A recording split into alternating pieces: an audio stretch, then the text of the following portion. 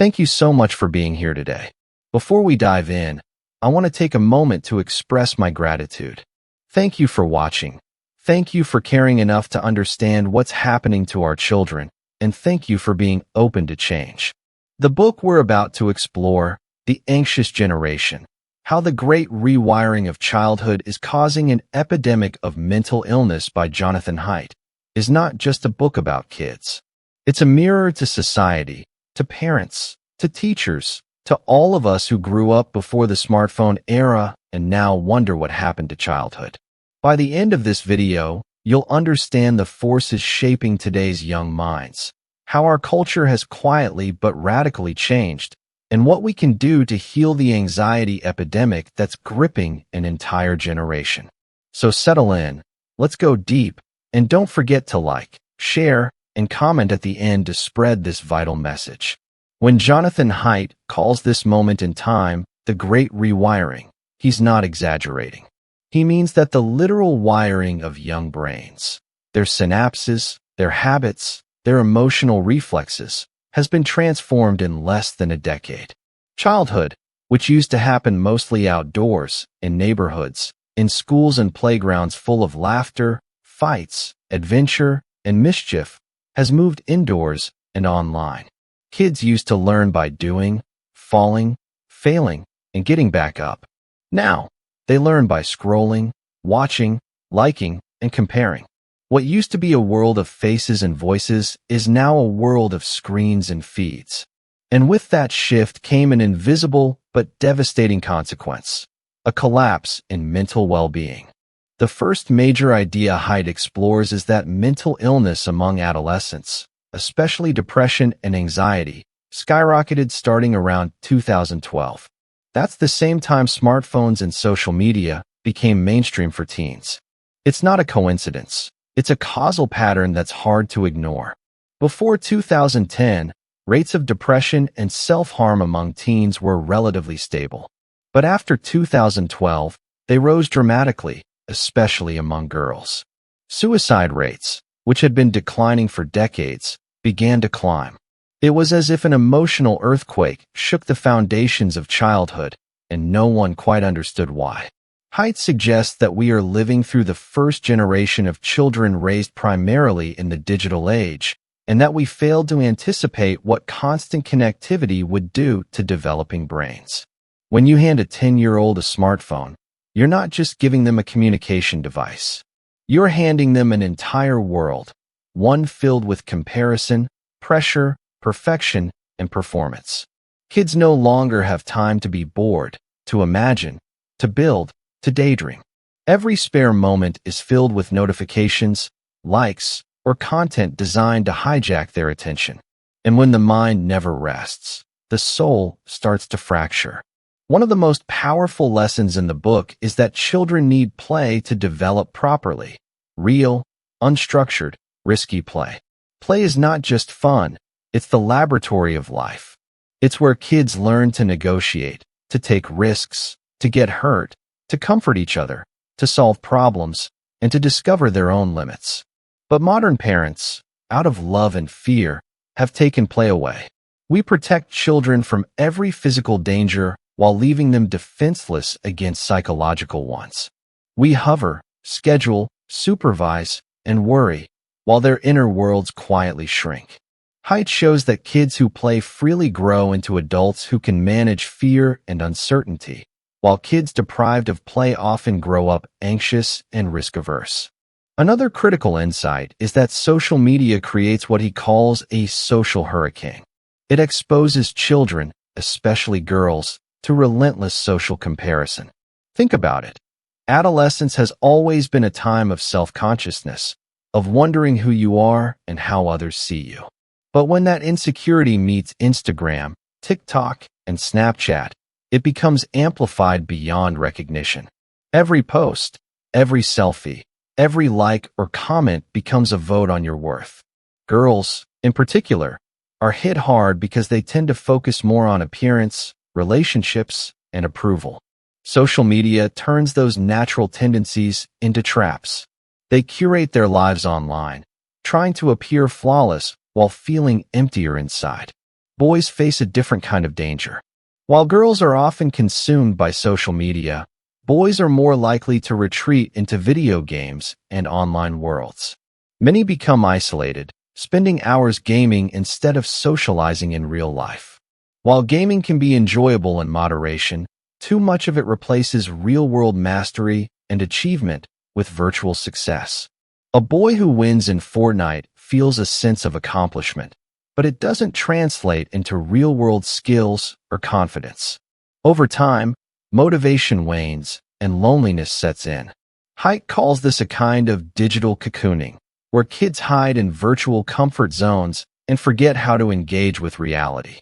Another profound truth Haidt shares is that childhood has become overprotected in the physical world but underprotected in the digital one.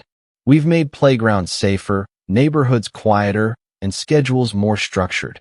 But in the process, we've made kids weaker.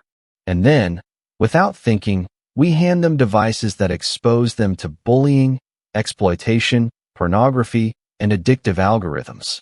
We've reversed the logic of safety. Children who used to roam outside now roam online, and what they find there is far more dangerous. The next lesson is about anti-fragility, the idea that children need to face manageable challenges to become strong. A child who never climbs a tree never learns to balance. A teenager who never argues never learns to negotiate. A young person who never fails never learns to recover. Modern parenting, fueled by fear, often deprives children of these essential micro-struggles. Haidt argues that by removing friction from childhood, we've created adults who crumble under stress. Resilience isn't taught, it's earned through lived experience. He also describes a powerful psychological shift from what he calls discover mode to defend mode. In discover mode, children explore, learn, and grow. They feel safe enough to take risks and curious enough to fail. In defend mode, they're anxious, fearful, and cautious. The problem is that today's online environment keeps kids permanently in defend mode. Notifications, social judgment, and online drama create a constant low-level stress that primes the brain for vigilance, not exploration. Instead of discovering who they are, kids are defending who they appear to be. Another key point Haidt emphasizes is the loss of community. Childhood used to be local. Neighbors knew each other. Kids played in groups. Families were interconnected. Now, childhood is globalized and individualized. Teens might have thousands of followers, but no one to talk to. They know people online, but don't feel known in real life. Haidt calls this a paradox of modern connection. We're connected to everyone, but bonded to no one. This disconnect feeds loneliness, the silent fuel of anxiety. Humans are wired for face-to-face contact, eye contact, tone of voice, physical presence. Without it, emotional regulation falters. Haidt also tackles the myth of multitasking. Many young people believe they can text, watch, scroll, and study all at once, but neuroscience proves otherwise. The brain switches rapidly between tasks, losing efficiency and depth each time. The result is shallow attention and chronic distraction. Kids trained on fragmented attention struggle to sustain focus, creativity, or empathy. This leads to academic underperformance and emotional instability because the mind never learns to be still. Sleep deprivation is another silent contributor to the crisis. Screens invade bedrooms, glow in the dark, and destroy circadian rhythms. Teenagers who should be sleeping are instead watching videos, messaging friends, or refreshing feeds. Chronic sleep loss impairs mood, memory, and impulse control. Haidt shows how even 1 hour less sleep per night can increase anxiety and depression over time. What's worse is that tired kids often turn to screens for comfort, creating a vicious cycle of fatigue and digital dependence. He also explores how dopamine-driven apps mimic addiction. Every ping, notification, and scroll releases a small hit of dopamine. Over time, the brain adapts, craving more stimulation to feel the same pleasure. This rewires attention systems and erodes intrinsic motivation. Instead of seeking fulfillment through hobbies, relationships, or study, Kids chase the next digital reward. That's why many teens say they feel both addicted to and drained by their phones, stuck in what Haidt calls the anxiety loop. But the book isn't just about problems, it's about solutions.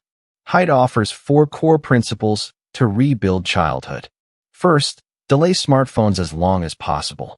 Children under 14 simply aren't ready for devices designed to hijack adult attention.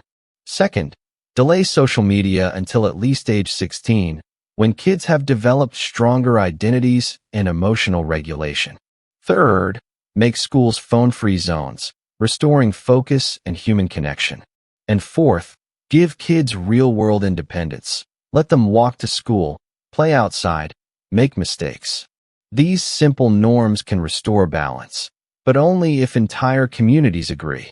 He points out that one family acting alone can't fix the problem. If your child is the only one without a phone, they feel excluded. Change must be collective. Parents must cooperate. Schools must enforce consistent rules, and tech companies must take responsibility. It's a social contract, not an individual one. Haidt also challenges adults to look inward. Many of us, too, are addicted to our devices. We model the very behaviors we criticize. Kids imitate what they see. If parents scroll at dinner, teens learn that disconnection is normal. If adults are anxious and overworked, kids absorb that tension. So the healing begins at home, with families reclaiming presence.